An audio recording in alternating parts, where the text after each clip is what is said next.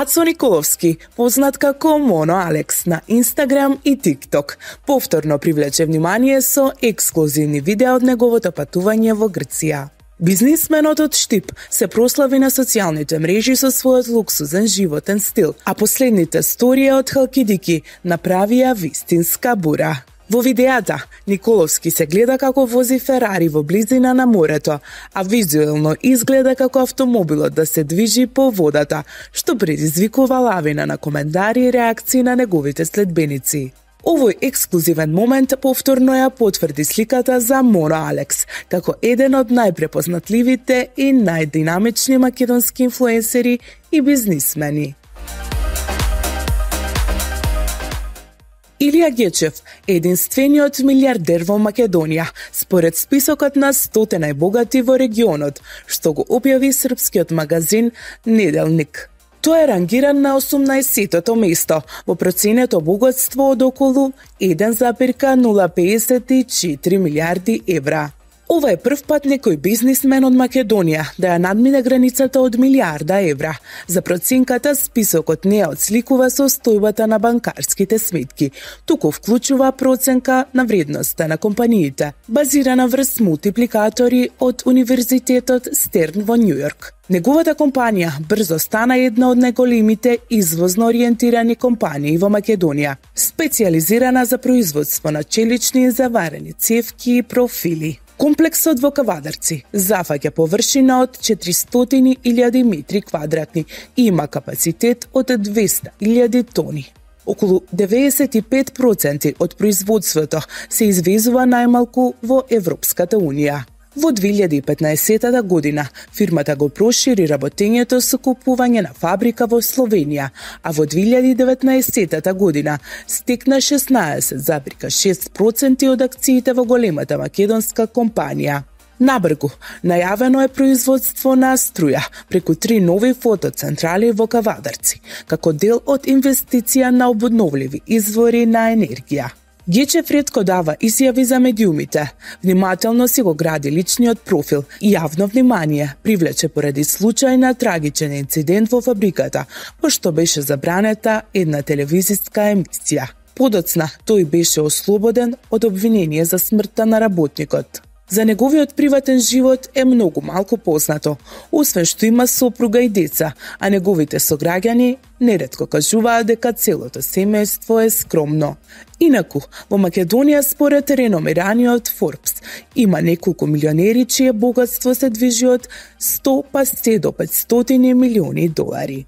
Најбогатиот македонец надвор од Македонија е Мајк Илиевски со проценето богатство на 6 милиарди долари. Тој е починат и неговото семејство раководи со имотот и бизнисот со пици, кој ги направи богати.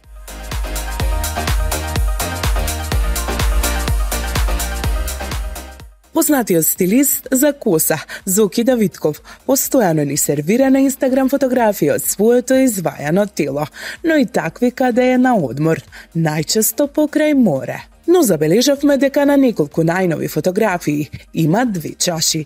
Предпоставивме дека е со некого на одмор. Па решивме да му се јавиме и директно да го прашаме со кого е на одмор. Еве што ни одговори за Хајп Македонија. Ова не е фотографија од одмор. Бев на одмор со моите другари, со кои одам веќе 15 години, а се приклучи екипа од Белград. Најчесто патувам со истите луѓе со кои работам и имаме одмор во исто време, затоа што е тешко да се усогласиш за времето и за финансиската расположливост, за посекуваните дестинации и периодите со кои сакаш да патуваш. Фотографијата е конкретно од хотел во Гевгелија, каде имаме многу клиенти кои кај нас ставаат надградби за коса и секогаш кога одиме таму ми организираат ваков пречек.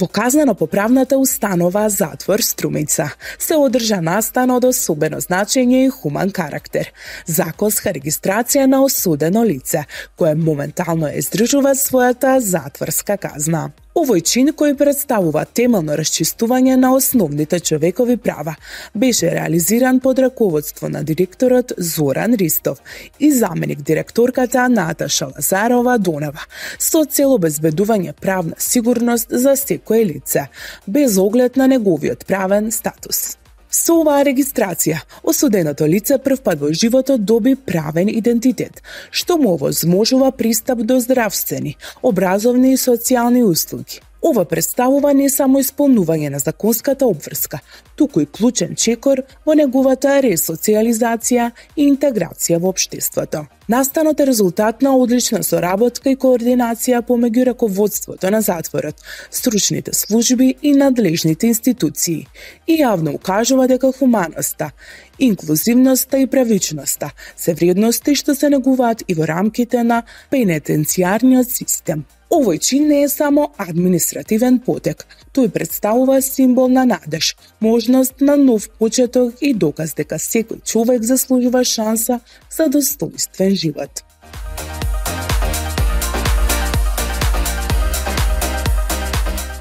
Во атрактивниот локал Лихнидос Ле Петит бистро во Охрид имавме можност одблиску да поразговараме со преубавата пејачка од Кавадарци, Софија Манева, на многумина позната како лидерот на женскиот бенд К4. Помина доста години кога Софија беше атрактивна на домашната сцена. Сигурно многумина од вас се сеќаваат на нејзините песни како што се Љубов или нешто друго, Лигав тип и уште неколку други. Но после една таква пауза, Софија се врати назад на сцената со Момче Македонче, за која сними и видеоспот. Потоа се нижеа и други песни. Софија е убава, талентирана и способна да создаде вистински бренд од себе. Вели дека е среќно разведена и дека животот го живее на максимум.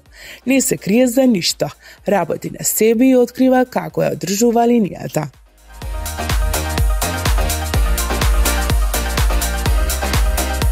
Хајп ТВ почнува со работа во Грција. Саша Мирковиќ ги сподели новите бизнис успеси.